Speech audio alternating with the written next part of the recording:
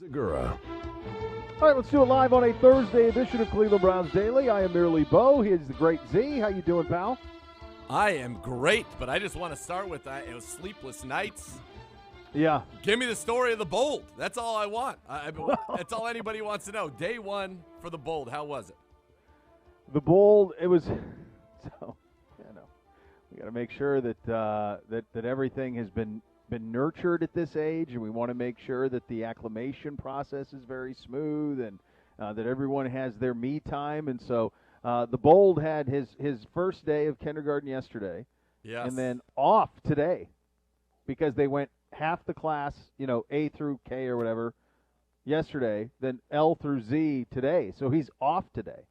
So he is just bouncing around like eating popsicles, living his best life, eating snacks, not eating his lunch. Why would he need to? Why would he need to eat his lunch? He'll just have a snack in 10 minutes. Nothing to see here. So the blonde is like trying to navigate. There's all these people coming over trying to finish up some projects, so she's doing that. And I'm just watching. This morning I'm just watching out the window as he just kind of goes from one screen to the next, getting into little things, and then one kind of sneak run into the pantry after another for little snacks here and there. By all accounts, his first day was a stunning success.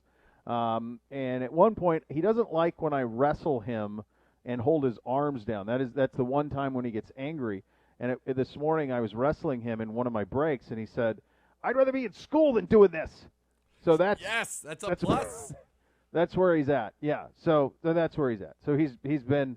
They did a nice job, and he's off. It's off to a stunning success early on for the Bold. Great, that's good. That's wonderful. I'm glad that they've already realized they need to adjust to the Bold and not the other way around.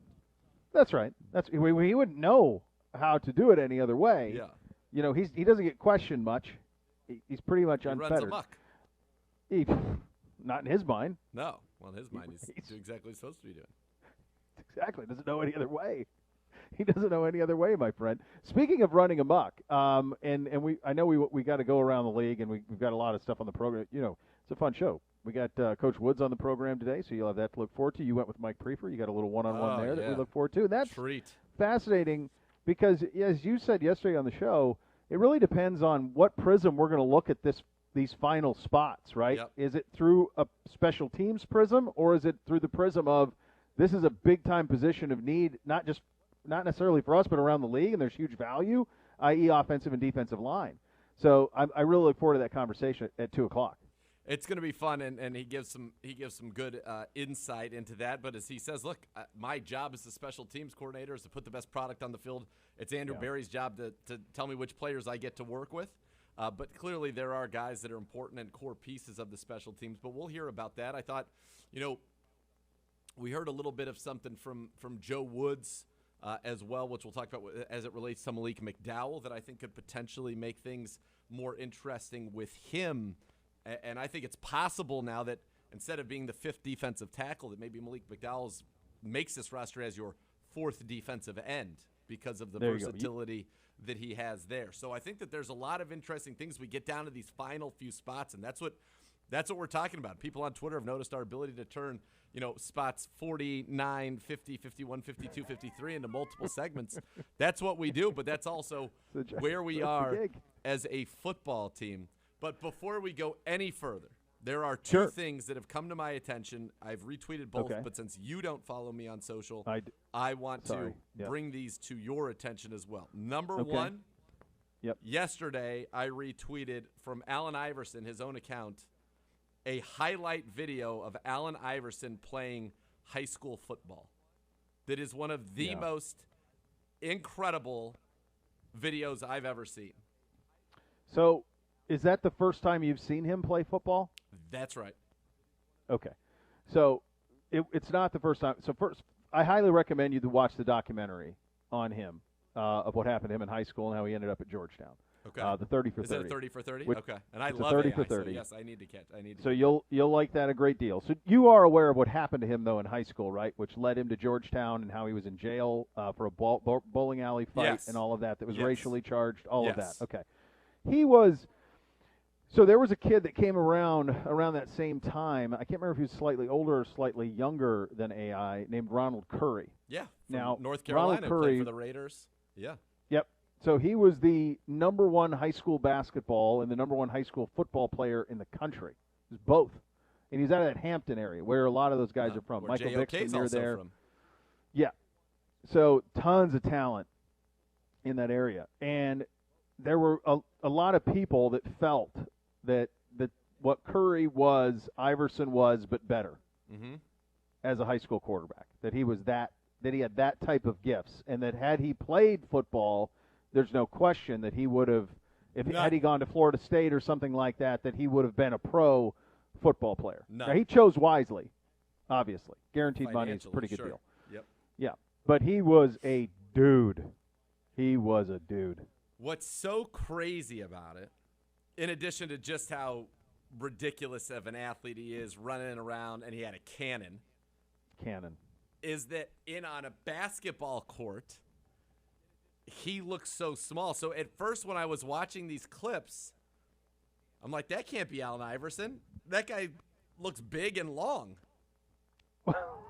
And on a football field, being 6'1", 6'2" is, for a quarterback, plenty certainly big. Right.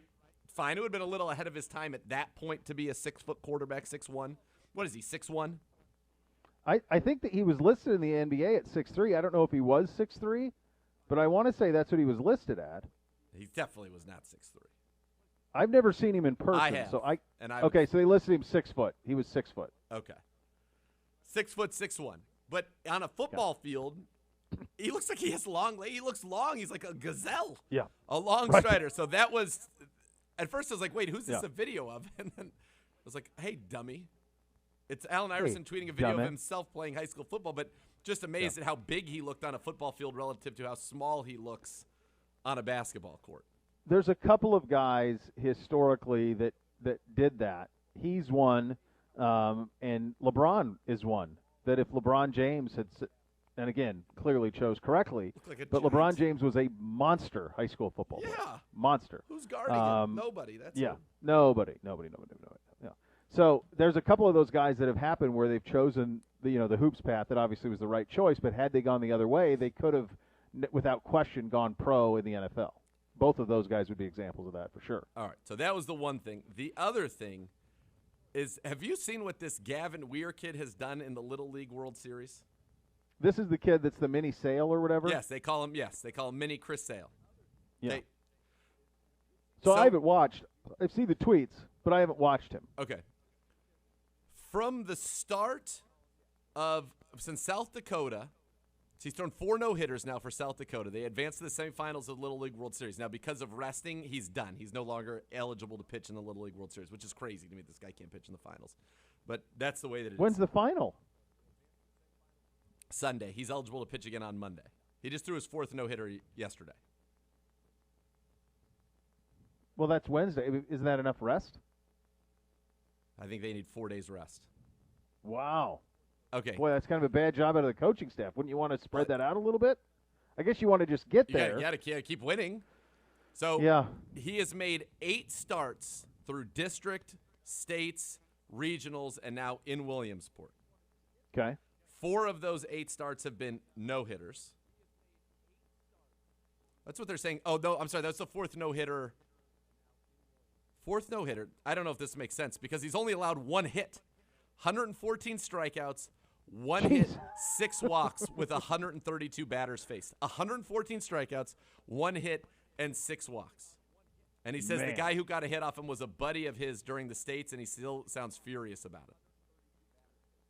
So what I would be curious about is if this translates to him being a big leaguer. Does it translate into him being a college player? I mean, how could it not? So he normally plays against 14-year-olds and throws off the 60-foot, 6-inch mound, like to train. So now he's dropped down to a 46-inch mound, and he's unhittable, literally. Wow. The best kid I ever played against in Little League or on that size mound in majors, and when I played on some of those All-Star teams, a guy named Jose Ortiz who ended up getting drafted. But he threw the ball so fast that you just had to guess kind of and swing and hope your bat somehow was where the ball was when it was there. That it met. And I was good. I had a perfect game in districts. I had no hitters and all that, but like I had to pitch This guy just threw literal through gas and exploded gloves like from a 46. Like none of the dads would catch up for him because it was too much. Just that type of hose. Wow. Well, the other thing at that age too that you worry that exists for hitters is the fear that he's going to uncork one and take your head off. Take your head off, yeah, and you'd have no idea where the ball's. But this kid's throwing back foot breaking balls and just nasty. Clearly he's unhittable. I mean, we're talking about these are teams going to the Little League World Series. These are excellent teams. They're the best. Yeah. Yeah. And you just wonder what. Yeah, I'd be very curious because if you think about those kids at the Little League World Series, probably the most famous one is Chris Drury from our youth, who hit the walk-off home run for Connecticut when I think they beat Taiwan or Japan, something in the Little League World Series. Well, he ended up playing for the Rangers in the NHL. He was a great hockey player. Right. And I think he might actually right now be the general manager of the Rangers in the NHL. So, you just wonder, there's other kids who have done that, like Danny Almonte, who ended up being older than he was, but I don't know what happened. Yeah, right. This kid, look, you wouldn't be against putting a few shares in his future if such a thing were allowed. No. This kid should be in the name, image, likeness categories. What does he have to be in high school or college to do it? Can he do it now? It's depending on the individual state. So, like, right now the state of Texas says you can't, but, like, there's nothing stopping kids in Ohio from it. I don't know about South Dakota. If you were good we'll enough. Have to find out. Well, he's good enough. I'm guessing South Dakota's the West. I'm guessing it's pretty lawless on name, image, and likeness. I bet that anything is allowed out there. Is kind of my guess on how that would go.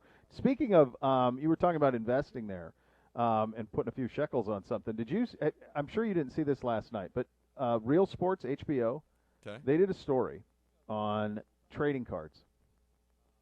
So you're aware of what's happened recently with that, right? Are you aware of this at all, about this boom in trading cards the last year? I have boxes and boxes from the 80s, complete sets. So those aren't worth much, as it turns out. Sad. Why not? Ours aren't worth all because we all kept them because our dads didn't. Because our dads didn't. And so we all kept them. I had Mickey Mantle, the 1950s. Right. Everybody had it, of course. Everybody had Mickey Mantle and Honus Wagner. Yeah. Dad, you weren't even alive when Honus Wagner card. It's interesting how you had that too. Nerd. Had them all. 27 Yankees, Burners Row. Had every one. All autographed. So there's a huge boom. They interview a 17-year-old kid from Connecticut who took his bar mitzvah money. His parents gave him $5,000 of his bar mitzvah money, and invested in a Giannis Antetokounmpo autographed jersey rookie card. So he paid $5,000 for the card. Boy, the card's now worth $750,000. Oh, the kid has a $3 million card collection. He's 17. His friends are going to college, and he's doing this. Now, they also interviewed a guy with those, remember the Top Shot things? Yep.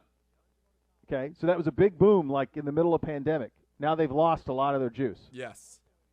About half the value is kind of what they were saying. Okay. But a kid who this guy who said he had he bought like $12 million in this Top Shot stuff, and it's now worth like $6 million.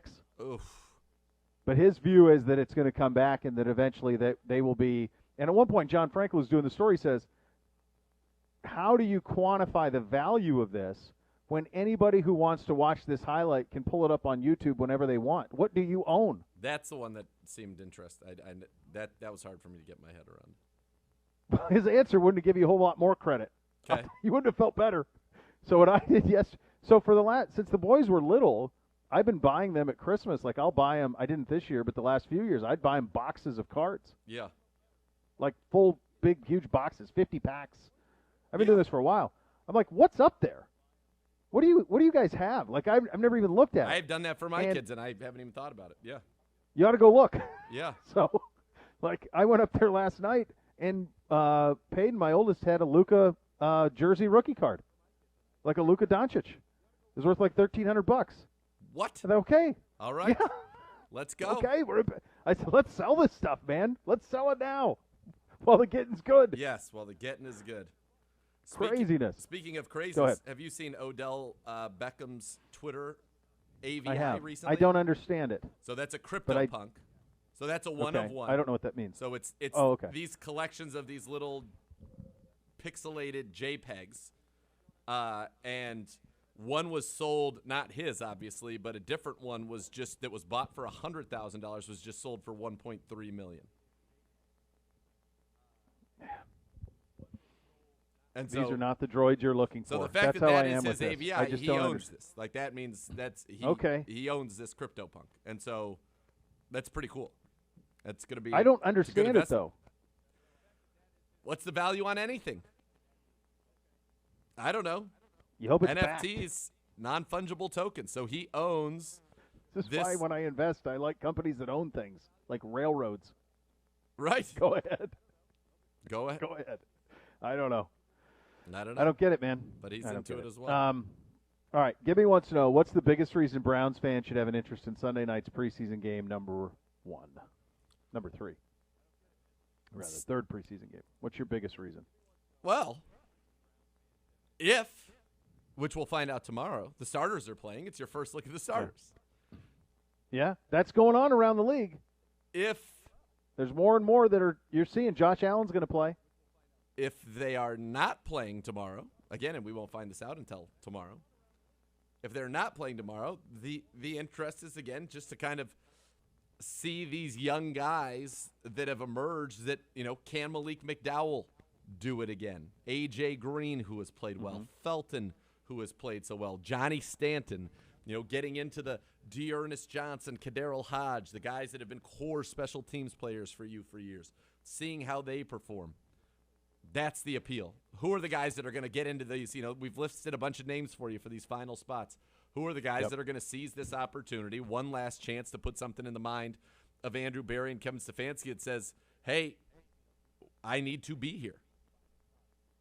If I were to give you one reason to watch other than those that Z has said, what I would say is turn the television on, get to 850 ESPN Cleveland, turn the radio up, and listen to the three-man booth of Magic. That's what I would do. If Deke and Donovan, that's what I want. That's what I'm going to do. That's going to be my setup on Sunday night is going to be that way. That's what I want to do. I think that's a wonderful dream team, and that's what I will be looking forward to, especially if the starters don't play. Because, again, we are talking about the very, very bottom. One thing that is pretty clear around the league, though, Z, is that everyone's handling this differently. Yep. And nobody really knows what to do about it. Nope. Nobody. No. It's different for everybody. Some are steadfast. We're not playing anybody. I saw Allen's going to start, and he's going to play. We talked about Joe Burrow basically saying, yeah, I'm playing, which was basically after Zach said, you're not seeing him in the preseason. And then Joe said, no, I need to play. Yeah. That's different.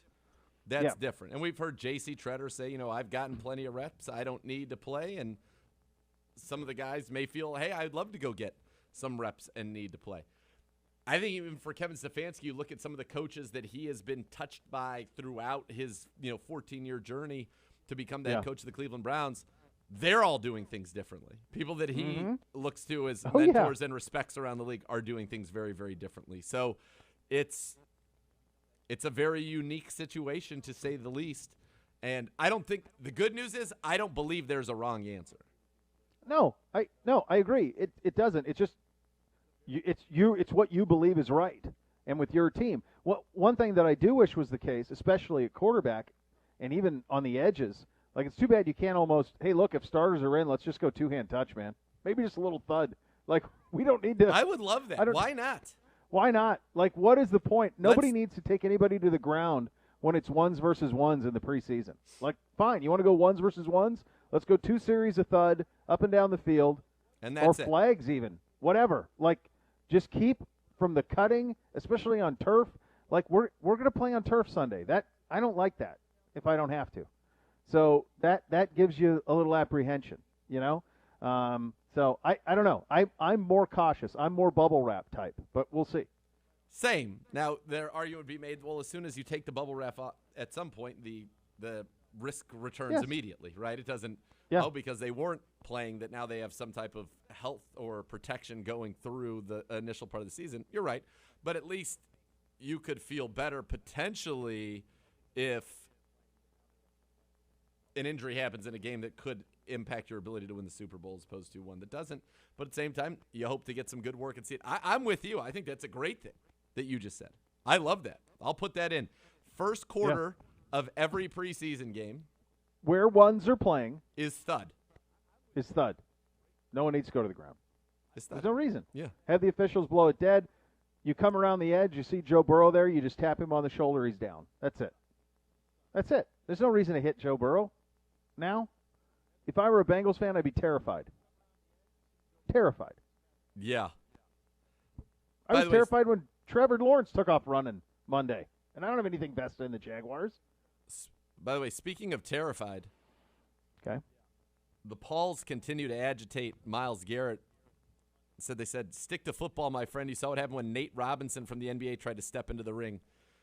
I don't know if there's a bigger dichotomy between two human beings than Myles Garrett and Nate Robinson in terms of the physique and what they would bring to the table in terms of power in a boxing ring. No disrespect to Nate Robinson, but are we talking about Chris Paul? No, Jake and Logan Paul are talking about. I don't know who they are. Who are they? They're from Cleveland. They're like the celebrity boxer guy. One of the brothers is a boxer. He's fighting, I think, Sunday night here in town. Here? Yeah.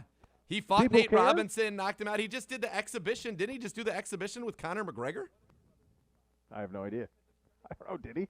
I don't know. Is that right? Was it Conor McGregor? It was somebody. Oh, no, it was Money Mayweather. It was Money Mayweather, where there was no winner. And now he know wants who to these fight. kids are. This is what I would say. He wants to fight Myles, and Myles said, I would beat the brakes off of you, but I have bigger fish to fry. Just the size of human and the athletic advantage. Like, are we talking about I mean, Chris Paul? there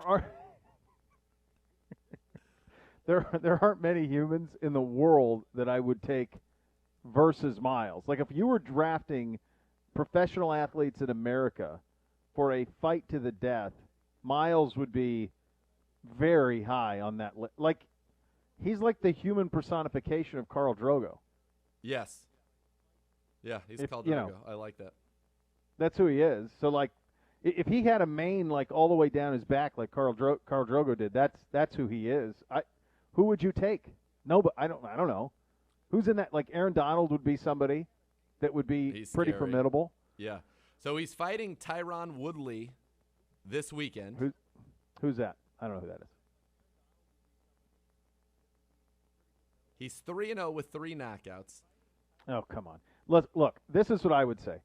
He's a former MMA champion. Tyron Woodley's a former MMA champion. Okay. This is what I would say. I'm far more, like, you want to talk about people from Cleveland who can fight, give me Stipe. Okay? I don't need these guys. Here's the other thing I would say. So if you're going to, I think Myles is punching below his weight class here. For sure. He said every that. way. I have bigger fish to fry. Yes, in every way. It's below his weight class. The team's on the field at 1:30 today. Is that right? That's right. We're on the field in a second. Little news from Ian Rappaport right here. The Ravens are close on a trade of 5th-round pick cornerback Shaun Wade, the former Ohio State standout, to the Patriots. Interesting. He was a 5th rounder this year. I know they have a glut. They have too many corners. I was going to say Jeff Zrebeck reported it's in the rundown, like, coming up. But he didn't look ahead.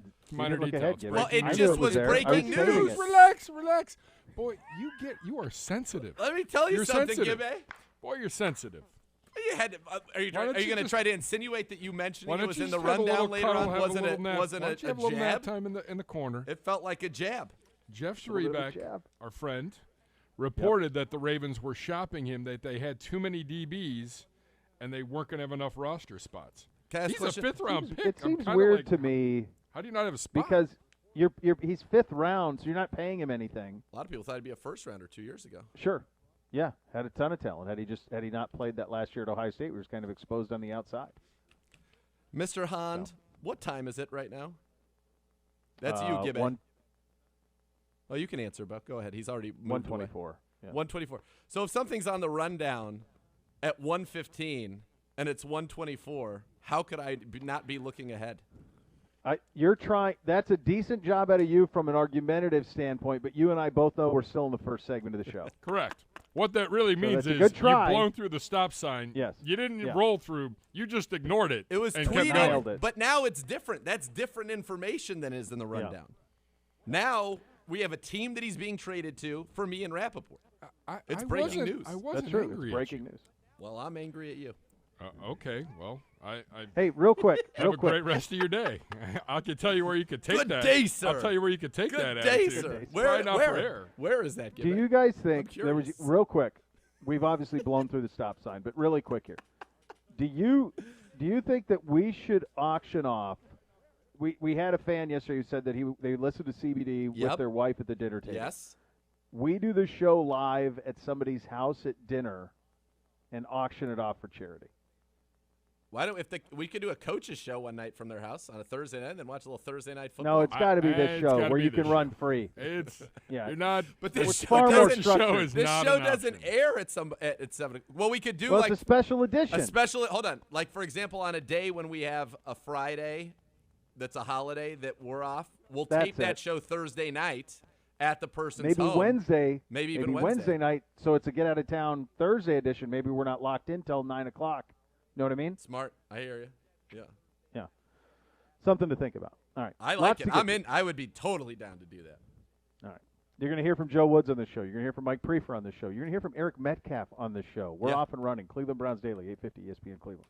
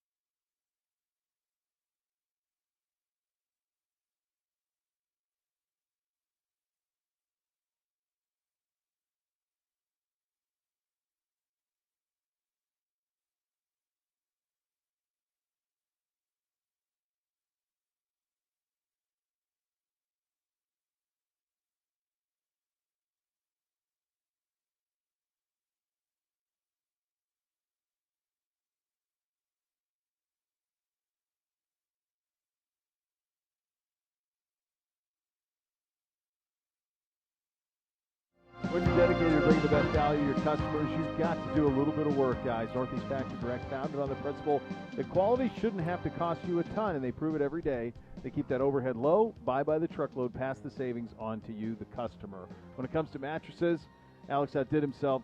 They searched the entire country to find the best factory with the best warranties, and now they have the latest technology in mattresses for a fraction of the cost. Northeast Factory Direct has you covered, whether it's king, queen, full, twin, bunk bed matches, box springs, and more. Unlike ordering online, you get to try it out first before you buy it. It's a big deal when you're spending so much of your life on your mattress. Check them out, West 140th Street in Cleveland, Lakewood Boulevard in Euclid, or Freeway Drive in Macedonia. Or you can shop them online anytime at northeastfactorydirect.com. As we go around the league, this is going to be, you saw this in Buffalo, right, with the two Buffalo receivers with the fines? Yep. It's going to get ugly. And we saw it in Minnesota where they have their own situations there. Oh, yes, they do. When the margin is and Tannehill on the COVID list as well, that's different than this. But we're talking about guys who have been fined for not wearing masks. And the hard feelings that can create. Now, never mind the fact that this was negotiated by the NFL and the NFLPA, this ruling. Like, this isn't something that was just done willy-nilly. Right. Willy-nilly or just ownership or the league. Like, this was done with all factors represented in the negotiation. My hunch is that this will cost somebody games. Oh, yeah.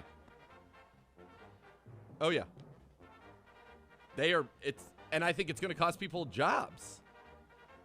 Because if you are not vaccinated, you better be so vital to your team. You've got to be one of the top 20 guys on the team for sure. Because now you can be out on a game day if you're unvaccinated. Not possible if you're vaccinated. No, and this is from the Florio article, in which Z's referring to here. Here is to give you an idea of where you are, and the twist from last year to this year, directly from the league's reliance on the on-site PCR testing technology, applies only to unvaccinated players. So here's another reason, according to Florio, and which is pretty obvious, of remaining unvaccinated players to get the shot. Only unvaccinated players will be required to submit game day testing. Thus, only unvaccinated players can be scratched on the day of a game due to a positive test result. So this is starting to add up, and there's bad feelings around the league with it. We know that Lamar, we know where he's at. I mean, these are some of the biggest, we've seen Wentz, Lamar, Cousins, Allen, Tannehill. Think about the impact that could have on a team. Now, look, a quarterback could get hurt on the first play of the game, and they got every rep in practice, and that's one thing. But imagine going through, and now you wonder, let's say you're the Ravens. Do you have to go through every week in practice dedicating reps just because of the fact that your quarterback could get tested and come back positive on a game day and not play? Is that a contingency that you now have to dedicate practice time and resources to preparing for that contingency? Yes. I think that's probably the answer. Yeah, and I think it could cause. Did you see the presser from McDermott from today in Buffalo? I read some of the quotes that it was. He's not thrilled. No. He's doing the best he can to, navigate it, but it's tough to navigate, and he's not thrilled about the situation they're in, and some of the things that they're having to deal with on that front. So there's going to be some uncomfortable things that happen, and I think that this is going to affect the team this season. No question. This is going to affect the team this season in a very big way. So I've talked with, Malcolm Smith was a Super Bowl champion with Seattle, a Super Bowl MVP. Malik Jackson was a Super Bowl champion with Denver. And I asked both of them, there are a lot of talented teams that go, but what is it that allows a team to go all the way and to overcome it? I remember having a great conversation with Michael Kendricks when he was briefly here about it, fresh off the heels of their Super Bowl with Philadelphia. I remember that interview well, yeah. And it's a combination Never did serve time, by the way. What? Never did go to jail. No. I think he might be back with the 49ers. He's in the league, yeah. Somebody just signed him. I just saw it, yeah. And what they said was it was a combination of two things. One is just the belief that you just start to have this belief that we're always going to come through and that we're just going to win. And the other part of it was the camaraderie that's built in the locker room, built on travel, built away from the facility, and that we're all rowing in the same direction. We're all working for each other. Yeah. And to your point, I think a guy like Sean McDermott feels that second piece of it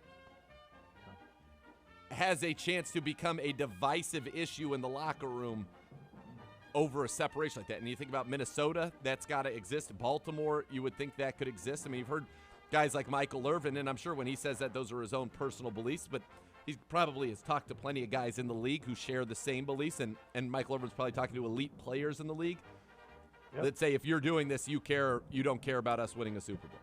That you're putting yourself ahead of the football team. Yeah. It's gonna be something we deal with the entire season. Well, and the Falcons are at 100%. I know that we're very high here, and feel very good about where we are as an organization. Yeah, it does seem there's pockets though of teams that are not. Of teams that are not. Yeah, that aren't there. If your game plan for the season includes buying or selling a home, Howard Hanna Real Estate Services has you covered. Visit howardhanna.com/. Coming up next, Joe Woods. You're listening to Cleveland Browns Daily on 850 ESPN Cleveland.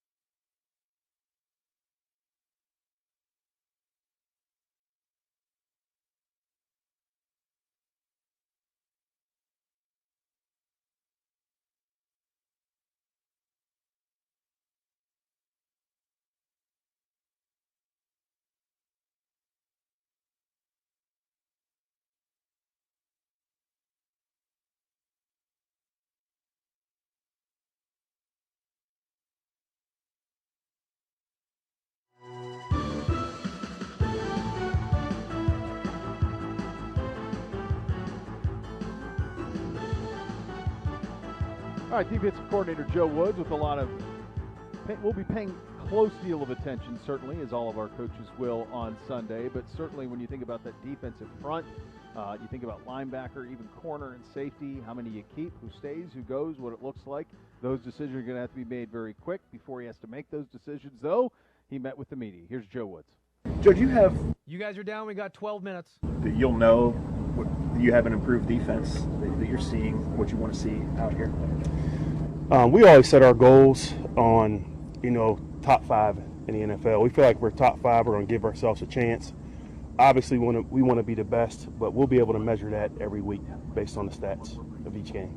What stats are important besides points allowed? Well, that's the one.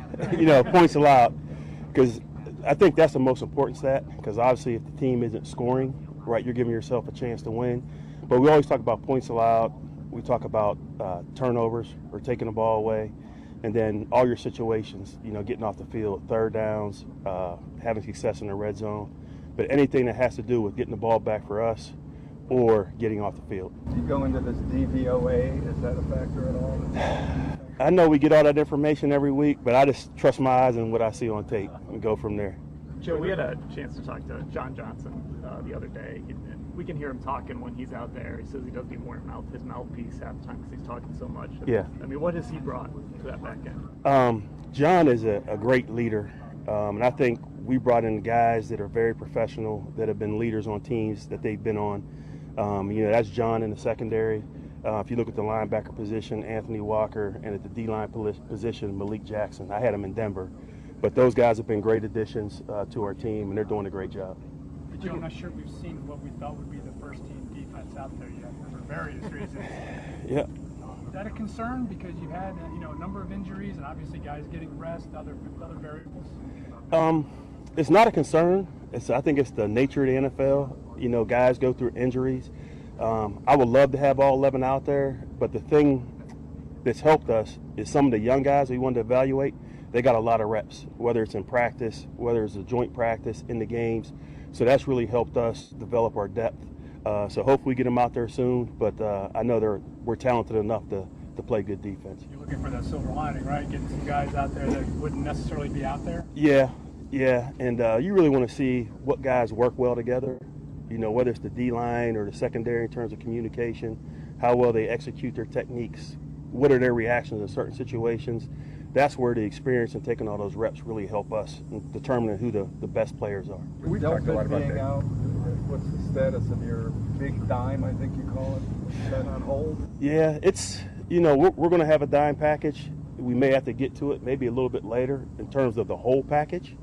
But we are repping it in training camp. So we're keeping it alive, but once he gets back, there's some other things I'll be able to do. Did you know anything about Malik McDowell before now, and what's he been like for you? Malik's been great. He's a big man, you know what I mean, and he's been great for the room. I think the older guys have taken him in under their wing, just trying to help him. But he's very powerful.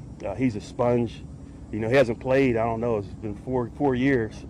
So you saw the results, what he did in the last game. He was very productive, did some good things, and we look forward to seeing him continue to grow. Joe, up front, after the guys that are obviously going to make the team, Myles Garrett, it seems like you have a lot of intriguing options and only so many spots. Can you kind of break down what you see from your big guys on the defensive line? It does give us some options based on the type of team that we're playing. So we have the ability to get really fast, and put a bunch of maybe ends on the field.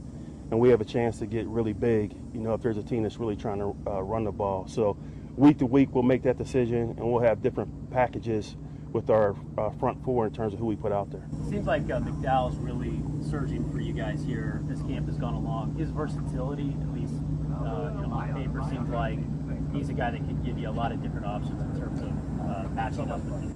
Yeah, we definitely see it that way, but you also want to be careful. It's like when you have that new shiny toy, there's a bunch of things you want to do with it, but we have to make sure we don't put too much on him, so that way when he's on the field playing, he's playing fast. So, again, we'll get in some different packages, but we want to make sure that we're always putting our players in position to have success early. I want to ask you about a couple of your rookies. Yeah. First of all, Greg, just what has he shown you? And he talked yesterday about how he just keeps getting more confident every week. Yeah, that's definitely, he's getting more confident. We knew coming in that he was a very smart player, very competitive player. He had the length and speed we were looking for. And I think early on it was just learning the system and getting comfortable with the system.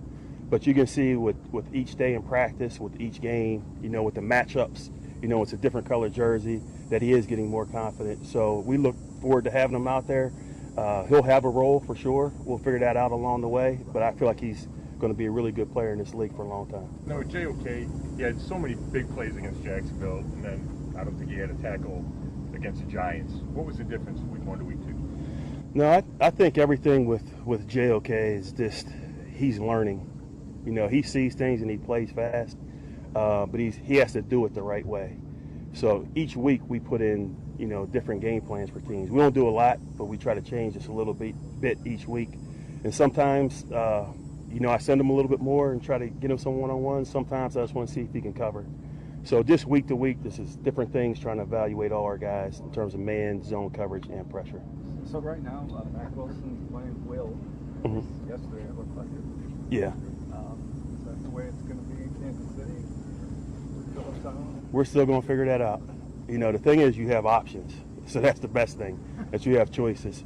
So, but we'll put together game plans. We've already started to look at them just a little bit. But we'll put together different game plans based on how we want to, play coverage or pressure those guys.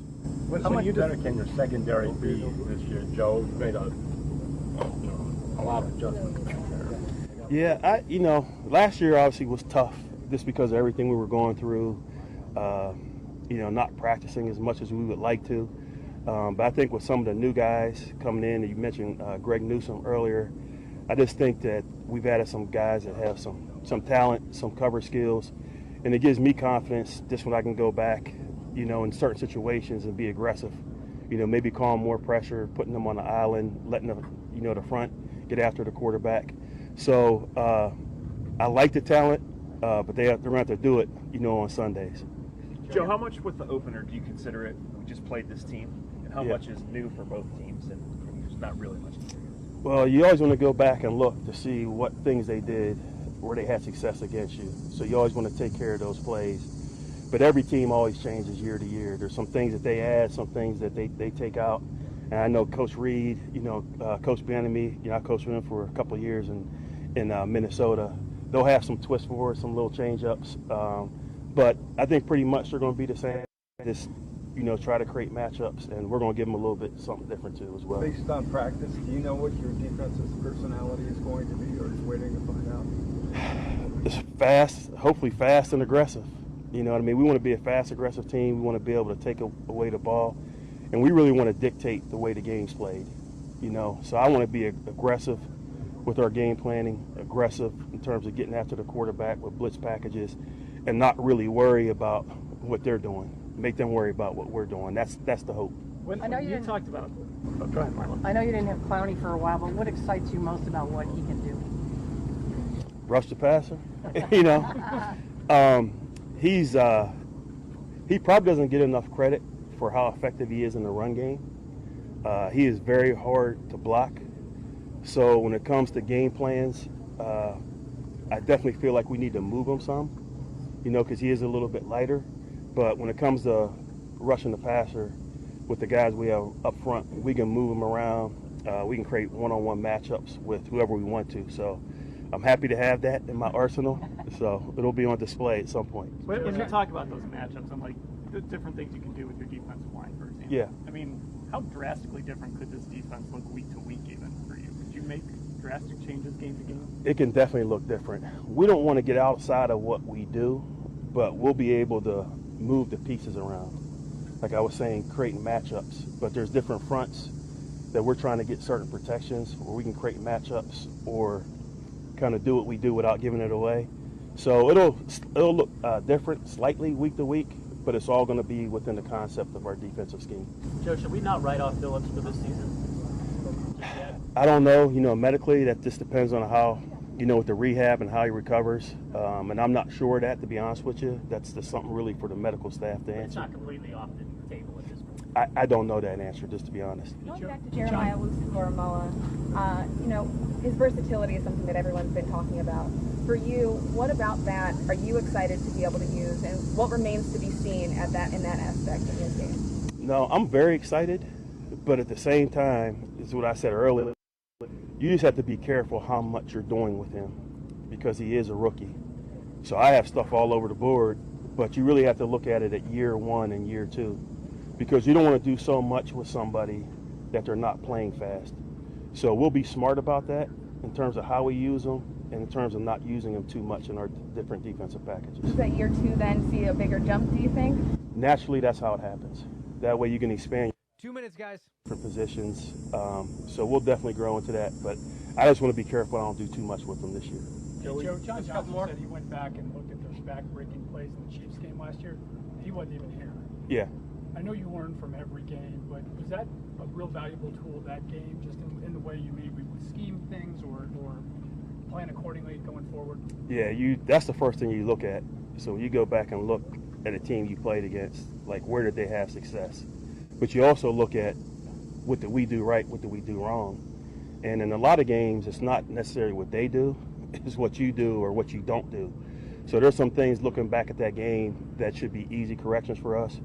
But, it's a different game. Last year's last year, different players, so we'll have to prepare for what we think they're going to do based on a breakdown and also give them something a little different to prepare for. Joe, we've talked to you a lot about Greedy Williams and Grant Delpit and the comebacks. Yeah. I know they're dealing with injuries right now, but what's your kind of outlook for both of those guys? And do you think you can still get some help from them in week 1? I definitely want them to be involved. 1 minute, guys. Put more speed on the field and create the matchups you want to create. That's what those guys give us.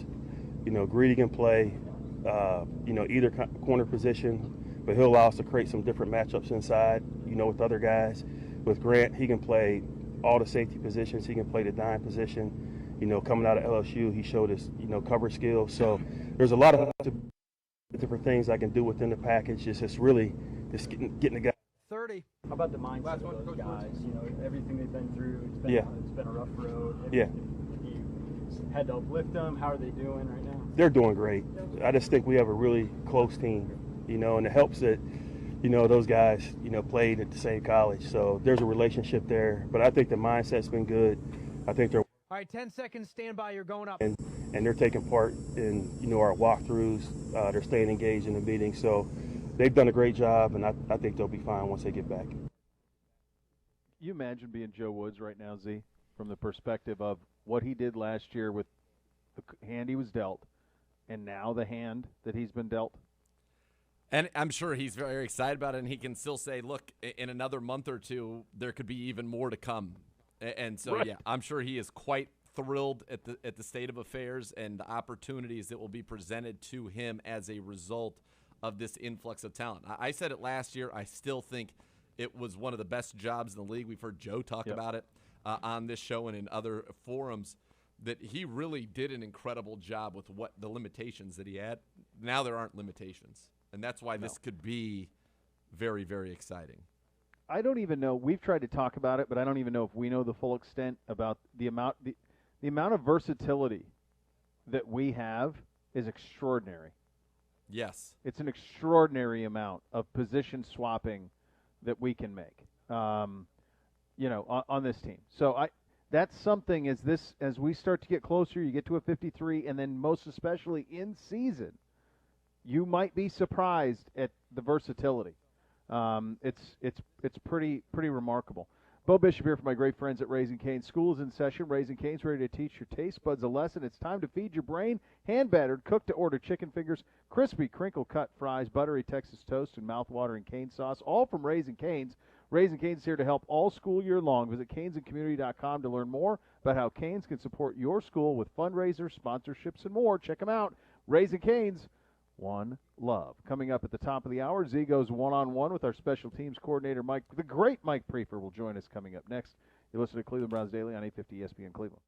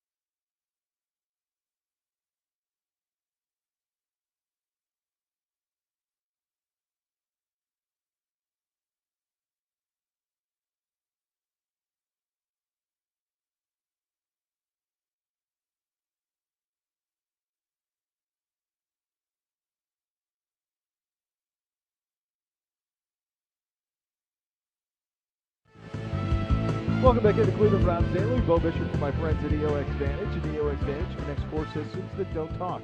From reporting and analytics to insight and decision-making, gain a more complete real-time picture of your business.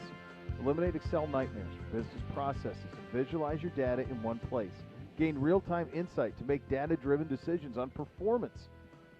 EOX Vantage can benefit lower overall costs, better alignment between technology and specific business needs, scalability, ease of deployment, and management. EOX Vantage makes your data work smarter. It's that simple. It's going to move your business forward. You're all about growth. Your software should be too. And with EOX Vantage, your company will scale effortlessly. Local presence, but global footprint, trusted by some of the world's biggest brands. And the 2021 Cleveland Plain Dealer Top Workplaces winner, head to www.eoxvantage.com. Mike Priefer, certainly one of the best in the business when it comes to being a man in charge of special teams. Z, one of the best in the business when it comes to interviewing people that do those types of jobs. Here's both. What a privilege. All right, you guys are down. We got 14 minutes, and Danny's going to slide in here. Cleveland Browns, Mike Priefer. Thanks, Beau. This is a treat, not only because we get to have you on our program, which the listeners always enjoy. Ratings spike whenever you're on. We all know this. But because we get to be close to each other again. It had been a long time, and I've gotten to see, obviously, at camp and things like that. But it's a nice moment. We can't wait to have you back in the only studio in the country, christened by Secretary of the Navy, upstairs, and we get back up there going soon. But just great to be with you. I appreciate it, Nathan. You just made me blush, so I'm glad the listeners can't see me blush right now. Yeah, speaking of the former Secretary of the Navy, he was at my son's graduation from the Naval Academy the other day, and my son Wilson was commissioned as a second lieutenant in the Marine Corps, and Thomas was there, which was a big privilege and an honor for our family, for him to be there.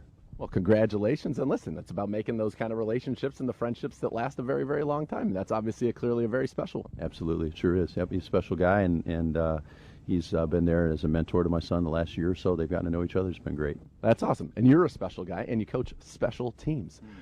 Always an interesting job. So many, when is transition on a roster, it often comes to your room first, right? That's where you have some of that turnover. What's it been like with this year's crop coming in, trying to learn the Mike Priefer way? It's been great. The players have really bought in. We have a head coach and a general manager that really supports special teams, and that's huge for me and for our football team and our organization.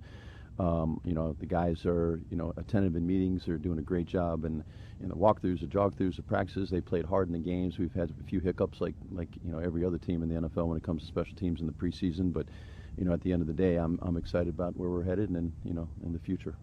Let's start with kind of the kicking battery, as it were, because due to the injury to Cody Parkey, it looks like, as of now anyway, you've got Charlie, you've got Jamie, and you've got Chase. What did Chase show you in this camp and in the preseason, where he's been perfect, that has given you so much confidence in him? Chase has had a good camp. He really did. It was great competition between he and Cody. Cody was the incumbent, so it was going to be a hard road for Chase to beat him out, and I was really looking forward to all three games, and unfortunately Cody's injury kind of derailed that competition a little bit. But Chase, I have a lot of confidence in Chase. He's done a nice job for us. I'll tell you, I've seen people kick into the dog pound for many, many years now. The one that he put down from 49, probably good from 60, that was a pretty impressive kick. Now, I know it was a hot day, and it wasn't one of those crazy windy days, but it seems like the ball really explodes off of his foot. He does, and I told him this morning, we had a meeting, and I worked him out when he came out of the University of Illinois, and he was a very accurate kicker in college, but he didn't have the leg that he has now. And he's not a real big guy, but he's got a nice whip, a good leg swing, and he's got a lot of confidence, and he's kicking off well, he's kicking PATs and field goals well. So the hammer working on some of his directional punting, and boy, did we see that. I thought I was talking during that game, I thought that was one of those great three phases where he pins them deep, the D gets a 3 and out, and then the offense goes on a short field and scores a touchdown. That's how you draw it up. But when he can add those kind of directional kicks that hit the 8 and hop right on out of bounds to his power, how vital is that, and how excited are you to see what he can do now as he continues? I mean, remember, he's so young at this, but as he continues to evolve his tool set. We always talk about complementary football, and that series you just talked about where we pinned him deep, 3 and out, you have a punt return, go down and score. I mean, that's exactly what we need to do game in and game out, and Jamie's the first part of that. Charlie is really in our protection and our gunners, but Jamie's done such a great job working on his directional punts. He's working on his plus 50 punts. He's working on his hook punts. And he's really matured a lot in the last, 2.5 years that we've been together. And I'm excited for his future and what he can be for our football team. Is that fun for you? It's one thing, you've worked with some great veterans, and obviously we're both very fond of Mr. Colquitt. You've worked with a guy like that. But when you get somebody who is just, in many ways, a raw piece of clay, a guy who went from a 3-step to a 2-step before the week 1 of his NFL debut, and pulls it off, and to see kind of him develop and become seasoned, is that something that's really gratifying for you? Yeah, I wouldn't call Jamie seasoned quite yet. I don't think he would call himself that, but I think we're going in the right direction. We're trending in the right direction. I think he's an exciting player because he's so coachable. He's got a lot of great ideas as well. We share ideas. We talk punting all the time. We talk holding. I think he's one of the best holders in the NFL as well because he's such a great athlete and has great hands. I really would like to see him continue to work on his directional punting, and the more consistent he is at that, especially in our stadium, then we're going to hold we're going to net what we punt. That's our goal. Every time we punt at 45 yards, we want to net 45 yards. We punt at 50, we want to net 50. Punt at 40, we want to net 40. Everything inside the 20. No touchbacks like we had the other day. And I think that was more of a Gunner issue than a Jamie issue. But at the end of the day, if he can become that guy for us, he can become one of the elite punters in the league. You mentioned the Gunners. Who's kind of stood out to you or impressed you as you kind of run through a lot of people there, especially this year? And you have a lot of young guys who are, that's one of the interesting transitions to watch the guys that were stars at something in college who maybe played some teams earlier in their collegiate career, but then they come to the NFL. It's like, okay, yeah, you were a star, you're an early draft pick, but you're going to play special teams. Yeah, I mean, Greg Newsome was one of your first-round pick, and I don't know if we'll use him there a lot, depending on his defensive contribution, but, he's done a great job. Kadero Hodge continues to do a good job. Demetric Felton. Even Anthony Schwartz would be a guy you can use out there. Donovan Peoples-Jones will be used there more in like plus 50 situations. A.J. Green's done a nice job. Brian Allen's done a nice job. So I think we've had a lot of guys go in there. We're like you said before, with our roster, you just never know who's going to make it. Yeah, who's going. Nothing so far, but hopefully from here on, yes. That's Anthony Walker. No contribution yet, but he will during the regular season on special teams.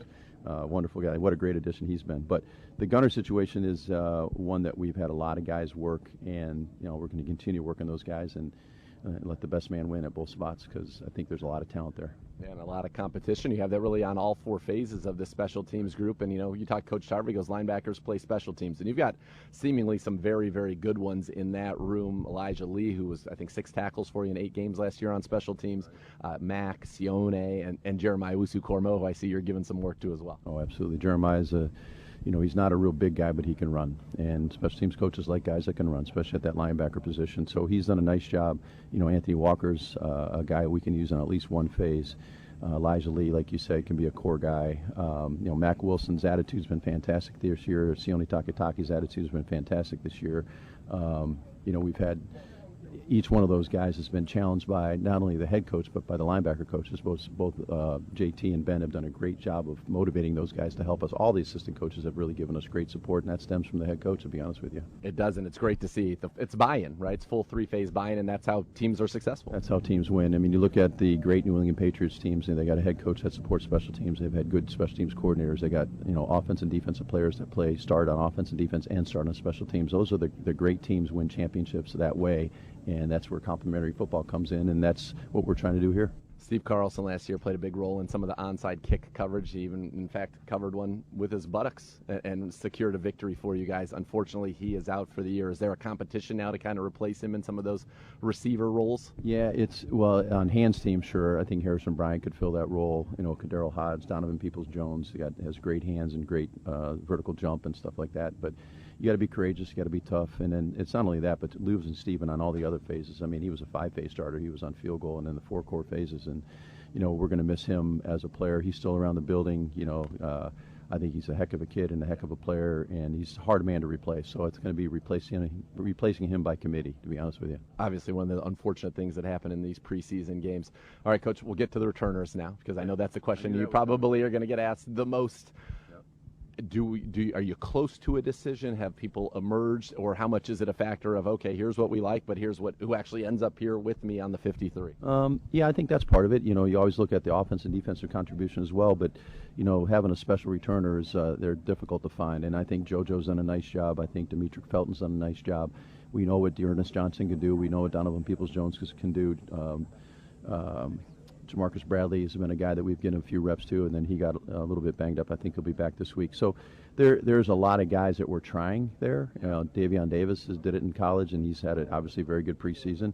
Anthony Schwartz can be a kickoff returner as well with his speed. I'd love to use him there as well. So who that guy is week one, I still think that is to be determined. And who makes the team is not up to me. It's up to, Mr. Berry and his crew. So we'll see. And we're gonna be really good no matter who's back there. And we're going to work on the fundamentals and techniques of blocking and of course tackling in the coverage phases, and it's my job to make sure whoever they give us is going to be prepared for week one against Kansas City. Do you prefer, just philosophically, to have the same punt returner and kick returner, or does that not matter to you? You're fine with a specialist? It doesn't matter either way. If it's one guy who can do both, that's great, but we had a lot of great success in Minnesota with a different guy. Marcus Sherrills was the punt returner, and Percy Harvin or Cordell Patterson were the kickoff returners, and we had years and years of a lot of success there. So it doesn't matter. It's whoever's the best at that spot. That's who we're going to play. What's the biggest difference in the skill sets that you're looking for in a kick returner versus a punt returner? Well, kick returner, I think you got to be really explosive. I think you got to hit that seam that closes up extremely fast. Catching kickoffs is not quite as difficult as catching punts. Some guys can't do both. And then the punt returner needs to be really quick to make that first guy miss. The JoJo Natson quickness, the Demetric Felton quickness, those type of things where, Dearness Johnson's the bigger, stronger guy that can hit that seam. Donovan Peoples-Jones is a stronger guy that can hit that seam. So it just depends on their skill set. But the punt returner is going to, be able to track them and catch them, which is more difficult, like I said, and make that first guy miss and then find the seam. It'll be fun to see how this ultimately plays out. And you got one more preseason game to look at. I want to go back to Jacksonville, though. It looked like we had a big one there with JoJo, and obviously it came back on a flag. When you watched that playback, what did you see there? Because obviously a lot good had to happen to set that up. It was a wall return back to the big field, which was a great play. Guys did a great job of blocking. JoJo did a good job of losing ground and getting to the wall. A.J. Green slipped and fell down and tripped up their snapper. There wasn't anything that he did on purpose. It wasn't a block in the back. It wasn't a hold. It wasn't things that we preach about all the time not to do. It's just an unfortunate deal. And I told AJ, I said, that would have been the longest punt return of my career. And, of course, it made him feel bad. But I laughed. I said, at least it happened in the preseason, so we don't want that to happen in the regular season. But you live and learn, and you continue to work hard and can correct those mistakes and get better. And so we're prepared for week one. You can see that the potential was there. Come on, Mr. Referee. It was just an accident. Let's let it go. It was probably a good call. I would like that called against us. And obviously, he didn't mean to do it. And if it wasn't a snapper, it might have been hopefully a little better athlete that could have jumped over him and kept running. And JoJo still would outran him. But it was just unfortunate. I saw both flags. I'm like, okay, let's see how far JoJo can go here. So, yes. When you think about, let's just take from January of this year to where we are now, the special moment that you got to have in Pittsburgh, your daughter now working here with the team as well, as I saw you see earlier. I say, hey, little Priefer, how you doing? I'll give her a hug. When you think about kind of some of those special things that have happened and then what could lie ahead with a lot of hard work, nothing is guaranteed, but more special things could come to a city that is so near and dear to your heart. What do you kind of just make of everything? Well, the special thing about the Pittsburgh game is that all four of my kids and my wife were there. Samantha flew in from Denver.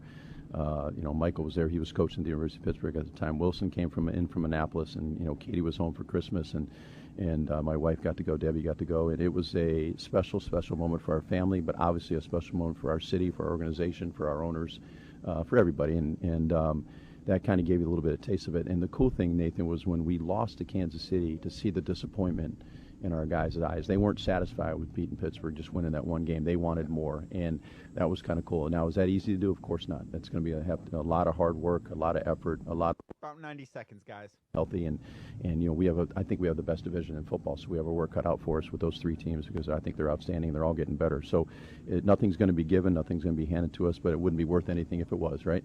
So at the end of the day, I'm excited about this season. I know our guys are excited about this season, and hopefully be more special moments for the Priefer family as well with the Browns winning and for this city that, we all love so much. How nice is it the fans are going to get to be a part of it this year? It's going to be great. I mean, 1 minute. At that brown and white scrimmage, or brown and orange scrimmage, was 27,000 people, and then we had a bunch there at the game on Sunday, and they're going to be loud, and we kind of feed off that excitement. I know I do, especially pregame. After that, I'll not really feel them, but pregame, I'm getting juiced up. The heart's pounding right before that opening kickoff or kickoff return, and it's kind of cool to start every game with the special teams play, and then kind of go from there. But yeah, it's going to be great for our great fans in this great city. It's going to be a special year, I hope. Well, it all gets to start where it ended a year.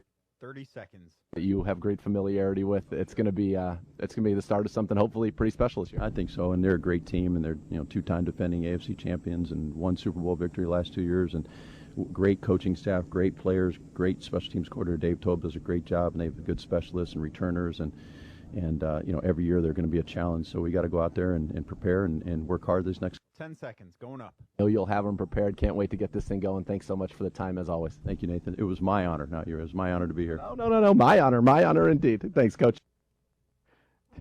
Two all-time greats right there, Z and Priefer, with that conversation. If you're obsessing over something like football, it can be a problem. If you're obsessing over gambling, it can be dangerous. Do something to take your mind off it, like finding a hobby. If you want some tips, go to keepitfunohio.com for great ways to keep gambling fun. Speaking of Z, he's had his eye on this practice, and there are some developments. We will get those to you coming up next. You listen to Cleveland Browns Daily on 850 ESPN Cleveland.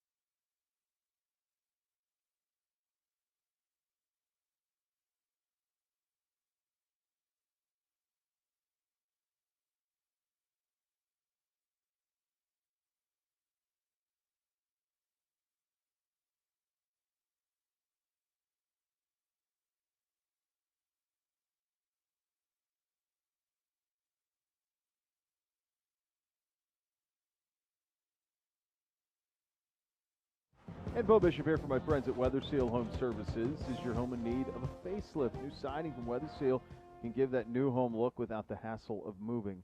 Weather Seal's insulated foam siding is going to increase the value of your home, improve your curb appeal, save you money on your energy bills as well. Winter is coming after all. Plus, save more with Weather Seal's 7-year zero-interest financing. Give my guys a call today for a free design consultation. Get that brand-new home look before the end of the year. Give them a call today at 877-351-SEAL or visit weathersealhomeservices.com. Practice has been about 50 minutes into it, Z, and there are some developing situations, my friend, including regarding Odell Beckham Jr. Yeah, we'll channel the Judge Bill Pito. We've got a developing situation. He was great. He was sneaky good. He was good. Him, yeah. I enjoyed him. Returning to practice today, those who were out yesterday, Jarvis Landry, Jack Conklin, and J.C. Treader out at practice today. J.O.K. was still with that head laceration that required some stitches from the weightlifting incident. Chris Hubbard, Grant Delpit, Greedy Williams, Justin Fields, Taki, M.J. Stewart, and Michael Dunn. It has been a while for M.J. Stewart. Did we trade for Justin Fields? I'm sorry, did I say Justin Fields? Tony Fields. I just wrote down Fields. Added to the and quarterback Justin room. just came back in. I knew it. The quarterback room's loaded. Breaking news. It's coming up ahead on the rundown. Too bad. Too Huge bad. story. Hollywood Higgins unfortunately left practice early. Per reports, leg is wrapped. He is now watching. And then in the most interesting piece of news, Odell Beckham Jr. finally took some reps in 11-on-11 and has now caught a couple passes in 7-on-7 drills as well. Listening to Coach, I was never worried about that. Same. Ever. They've had a plan with Odell. I feel like he knows what the plan is. We saw enough of him. I mean, I saw enough of him in June at minicamp to be like, oh yeah, he's going to be ready. He's good. Yeah. There's nothing. I don't need to see him, do too much, before Kansas City. I've seen enough in terms of just seeing him run on the grass. Exactly right. And they've had their plan, and their plan all along for the regular season. I've seen people make note of the comment, that Alex Van Pelt said, hopefully we'll have him there for game one. He's not the person in the organization that would make the comment that says anything definitively about Odell Beckham Jr. No. So and don't read into that. Don't read into that at all. Nothing to read into. No. He's not making news with this. That's not what he wants to do in that situation. So he's just saying, yeah, we hope we have him. I would not read into that. I think Odell Beckham Jr. will be ready to go for week one, and the person that will let us all know that when the time is right is going to be Kevin Stefanski. Yeah. You said Grant down again, so he's on the sideline. Grant's down again. Greedy's down again. M.J. Stewart, again, for M.J. Stewart, remember it was probably 2 weeks ago today that we were going into the Jacksonville game and thinking he's starting at safety that night and never appeared at practice again, something that was suffered perhaps even in the walkthrough on that day, on that Thursday, and we have not seen him since. So that's 2 weeks for him. Taki, it's been a week for Taki. It was the first day of joint practices with the Giants, which would have been a week ago today. So he's been out a week. MJ's been out 2 weeks. Grant got hurt early last week, so it's been over a week now for Grant. And he missed all that time before that. Hubbard's probably just a normal rest day as a part of his rehab process. Greedy's now been out since the game Sunday. Michael Dunn's been out since before the game last week with the Giants with that back issue, and then JOK since Tuesday, I believe it was, that he's been out. So still a lot of names, and it sounds like we're going to be adding, at least between now and probably week one, Hollywood Higgins probably won't be getting much work if he was forced out of practice today. Yeah, you see that hammy. Jeez.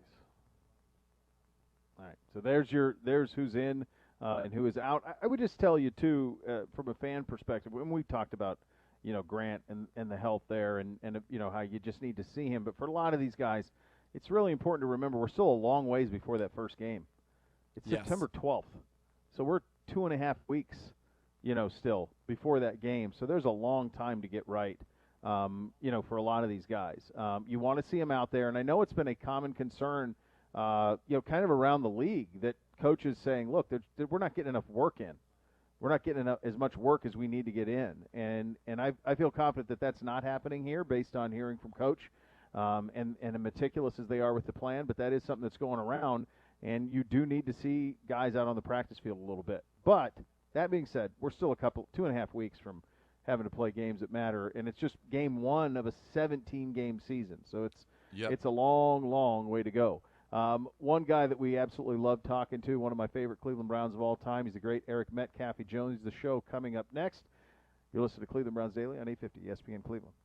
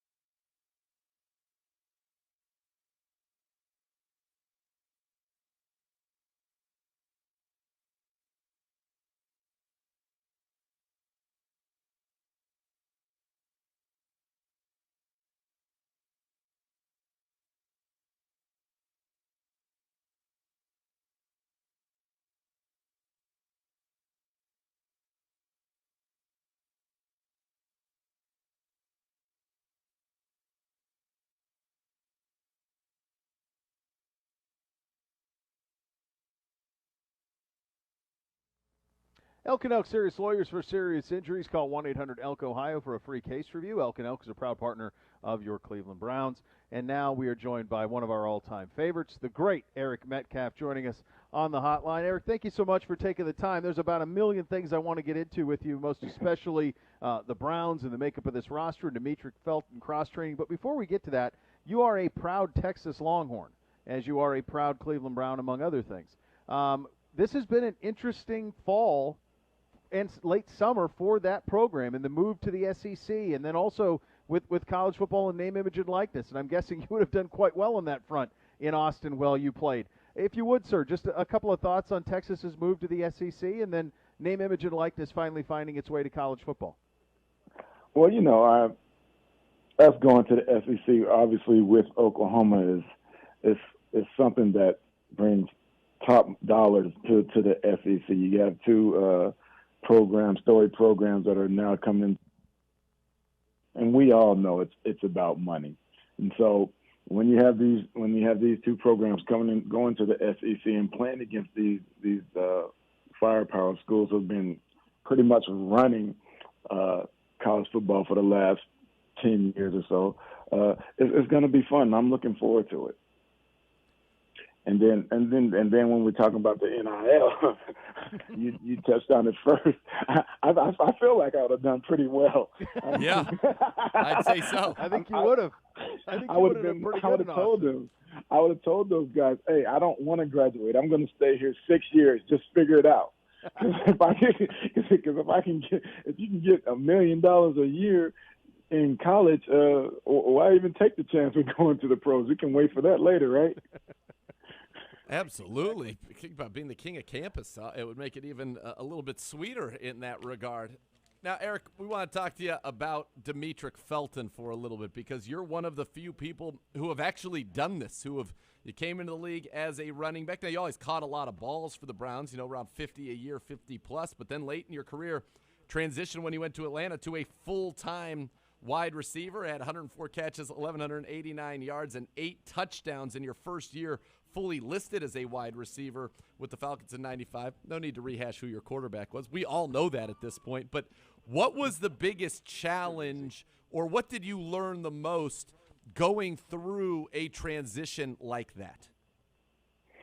It was kind of weird to me, because when I first got to Atlanta, I didn't really want to play in the slot, and I didn't feel like I was going to be good at it, because it was something that I had never done as far as playing receiver. Of course, when I was with the Browns in the previous years, I played running back, and they would split me out again at a receiver and in the slot from time to time, and I'd run routes. But when you're doing it from the backfield, most of the time you were lining up against safeties and linebackers. And so it's different as far as how they cover you and how they perceive what you're going to do when you're running at them, because they're already scared, because they knew I was faster than them. Right. Now fast forward, we go to Atlanta, and I moved to the slot, and now I'm playing against guys who play against receivers every play. These are straight cornerbacks, and so that makes it a little harder, because they're a little faster, a little shiftier, so they're doing the same things as I'm doing, just on the defensive side of the ball. And so when I first started in Atlanta, going through mini camp and training camps and all those things, I honestly didn't think it was going to work, and that's because I had never done it before, and so it was different for me, and just getting out there and going through the drills and all that. I wasn't confident that I could do it against DBs, but once the games kicked in, it felt a lot easier, because now the playbook is limited, and I know where I'm going, and I was able to do a lot of good things then. What do you think would be the biggest challenge for Demetric as he's trying to do this in real time, bouncing back and forth from running back room to receiver room? I mean, he's going to make this team. He's been very special early on here, and I think that there's certainly a niche for him. But what challenges would you say that would be the ones that would be the hardest to overcome? I think that the challenge of trying to be good at both. If you obviously he has the talent where he can play running back and play receiver, which he did in college at UCLA. But when you're talking about being a receiver, like say Jarvis or Odell, these guys are special with what they do. They're able to release. They're able to run routes differently than other people. And so, obviously, when he gets out there, he's going to want to do that. And then at the same time, when he goes in the backfield and has some runs, you have guys like Chubb and Kareem, and they're special at what they do. And he's going to want to be special like that. So it's the mixture of trying to be good at both of those and practicing at both of those and getting those reps where you can be good and confident at the same time. When you watched him play in the preseason opener, last week he played running back, but in the preseason opener against Jacksonville, 4 catches, 44 yards, made some tough ones in traffic, a big 25-yarder down the middle to set up points for the Browns, and even had a nice release in the end zone where if there wasn't pressure, he probably would have been able to get a quick slant for a touchdown. Did you see, at least in your mind, the makings of somebody that could be a pretty darn good slot receiver in this league? Yes, I did. I mean, and I live in Seattle, and he played at UCLA, so I saw a lot of him during his college football career. So when I saw him get drafted by the Browns, I was excited because I know that he can do all these things. It's a matter of him getting these opportunities and being put in the right situation. Because, like you said, he's not the biggest guy, so he's not going to be just like me. He's not going to be a guy who carries the ball 20, 25 times a game, and he's not going to be a receiver who goes out there and gets 13 to 15 targets a game. So he's going to have to find his way, and they're going to have to create a spot for him to make plays. And then when they do that, it's going to be exciting. When you come into a situation like this, and I don't know if you felt that it was either the other receivers in the room or maybe the receiver coach or your great quarterback Jeff George that helped with the transition, but to have a guy like Chad O'Shea here who coached Wes Welker and Julian Edelman and Danny Amendola in the slot in New England, how critical, how important will that relationship be, and how fortunate is Demetric to have a guy like Chad O'Shea to kind of accelerate this learning curve to get the most out of his talent as a pure receiver? Oh, it's very important because, when Chad talks to Demetric, he'll be able to explain to him what he's doing and what they're going to try to do with him. And so then just with that in mind, he'll just inject confidence into him from the receiver standpoint. I think with Demetric playing receiver in college as well, he's at an advantage because he already knows how to do it. He pretty much knows what he's doing, just has to get used to do it in the NFL. So he has confidence, whereas I had never done it before. And so I think that's where I lacked confidence as far as doing it. And so he'll go out there, Chad O'Shea and all these, and the receiver group in general, they'll show him things. They'll teach him what's going on, and he'll learn on the fly, and he'll be good at it. And not only because they're working at it, but the confidence that he'll have and the way the game is played today. So he can go out there and be successful because you don't have to be a 6'4" receiver to be successful. You don't have to be a 6'1", 225-pound running back to be successful. He has talent where he can do all these things, and the way the game is played today, it's just exciting for him. No, Eric, and I think, honestly, you mentioned the way the game is played today. You think about who he played for in college and Chip Kelly. Chip's whole thing, I mean, he moved him all over the place at UCLA. Right. And his whole thing is athletes in space. And now we're at a point in the NFL where more and more, and there's so much college scheme that's made its way into the NFL. When you played, it was almost two separate sports coming from college to playing in the NFL, especially switching positions. I mean, he was basically a Swiss Army knife for Chip Kelly at UCLA. That had to help him in this transition.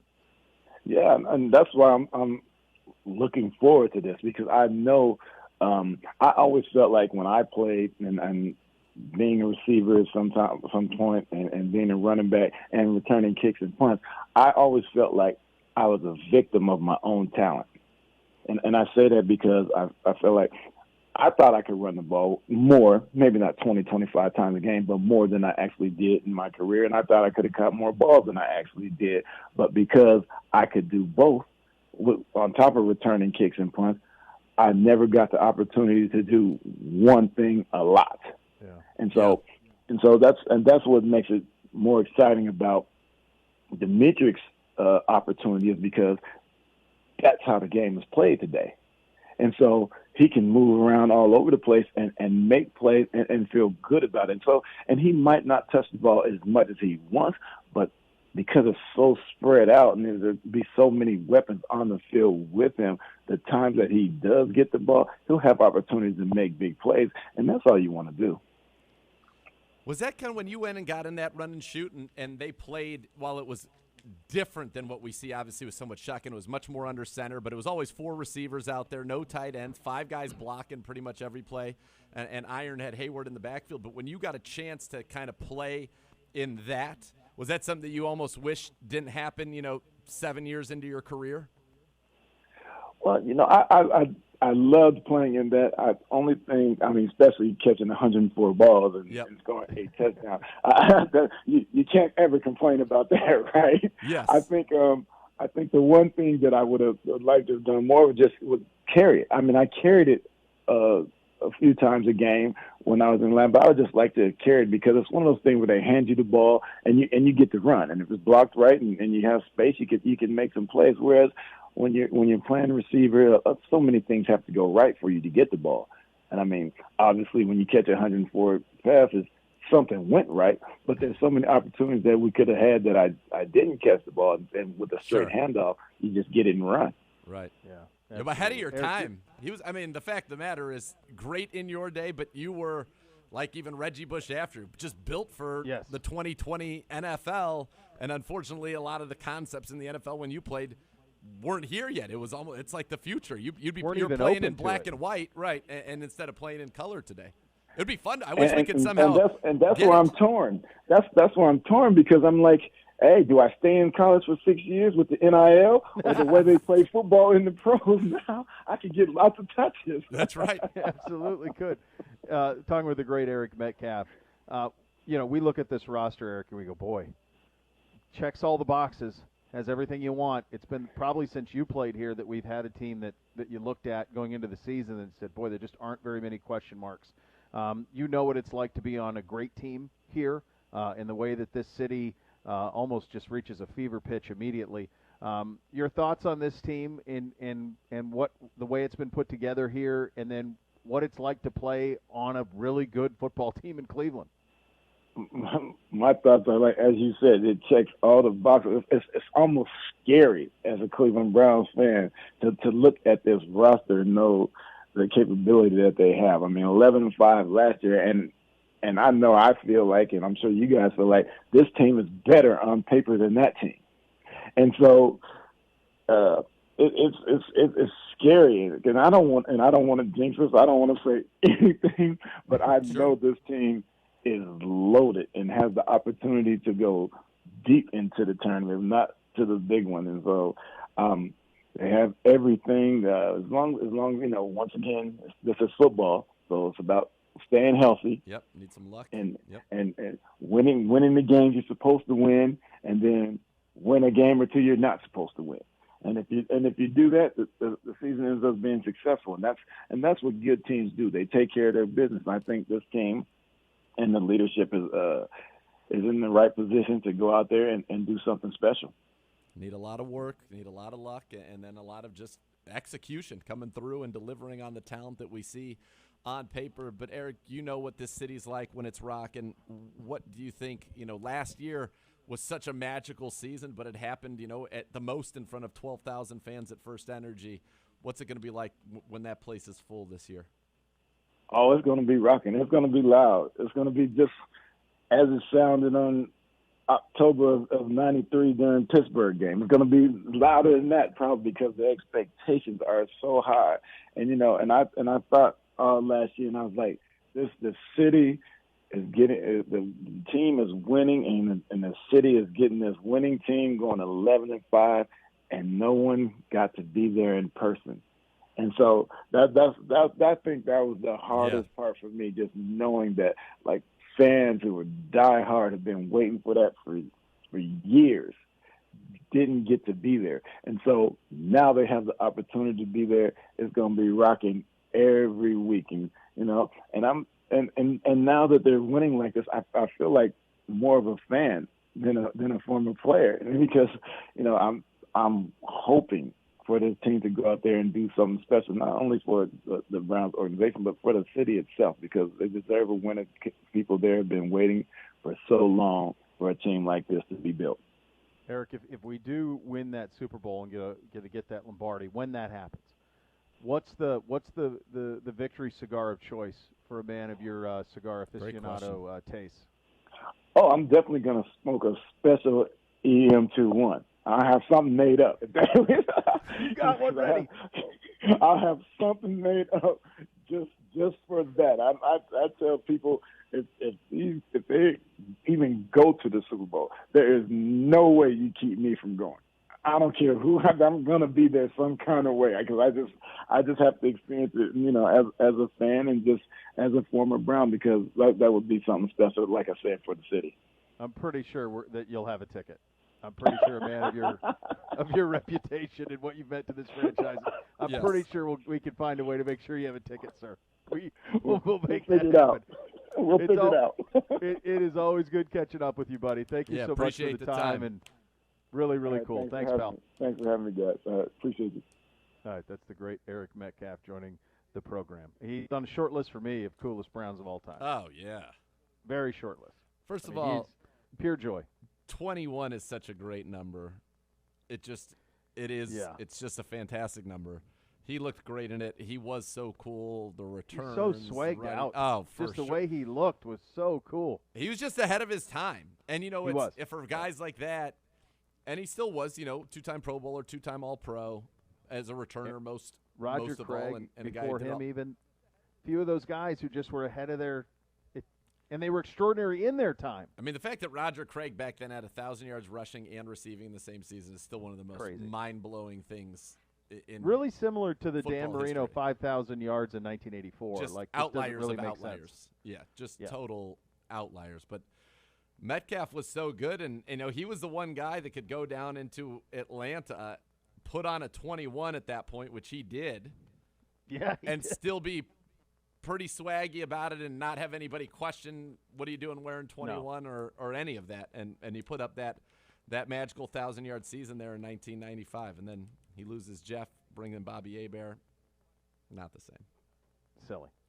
Yeah. But that's interesting. Yeah, I found that fascinating from the standpoint of he didn't want to do it. And he wasn't even sure that he could do it, and then he goes out and has no big deal, 1,200 yards and 8 touchdowns. You can understand it because, one thing in this league, like, you don't want to have any bad tape. No. So if you struggled, you don't want to say, oh, boy, he can't do this. What are we going to do with him now? So you get it. At that point, you're in survival mode. And for him to be in thrive mode amidst it and to make that switch, he was a tailback at Texas. Yes. Right? And was the 13th pick in the draft. Right. So I didn't realize he won the U.S. National in long jump. Athlete. Jeez. Athlete. He had multiple 1,000-yard total seasons with the Browns, but never his rookie year, which is the last time that anybody on the team ran for a touchdown, caught a touchdown, and threw a touchdown before Jarvis did it last season. Eric Metcalf did that. He had 187 carries in that season. And then he only had one more year in his whole career where he had more than 100 carries, which I think is wild. Now, he had more than 50 catches a lot of times, but that's wild to me. That's a guy that, tell me why he couldn't be Christian McCaffrey today. Tell me why he couldn't be Alvin Kamara today. He would. Right. And he's also one of the few people who's an equal of Deion Sanders in the high step game. He's right there in the high step game. He had that game. He had it going. Still so much more to come. You're listening to Cleveland Browns Daily on 850 ESPN Cleveland.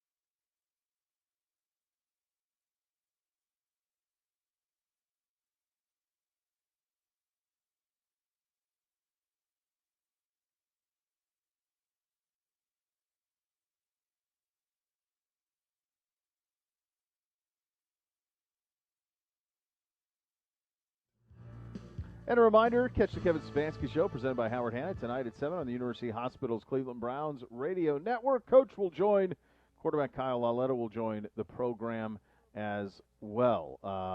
What do you make, real quickly here, what do you make? You see Haskins. I've seen conflicting reports out of Pittsburgh. Haskins is getting the start.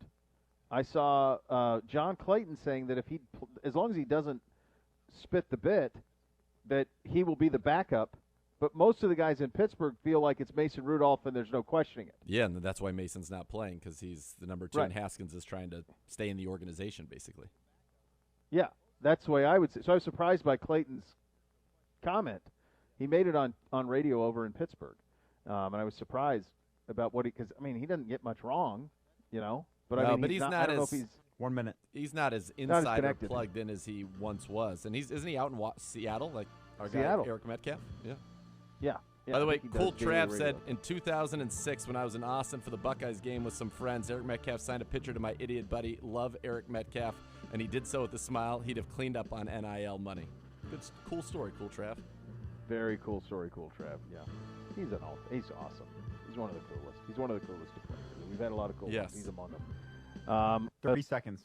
We're to a game day Friday tomorrow. That's where we're at, kids. Final one of the preseason, and then it's go time for real. You have that to look forward to, which is nice. Coach Stefanski Show tonight at 7 o'clock.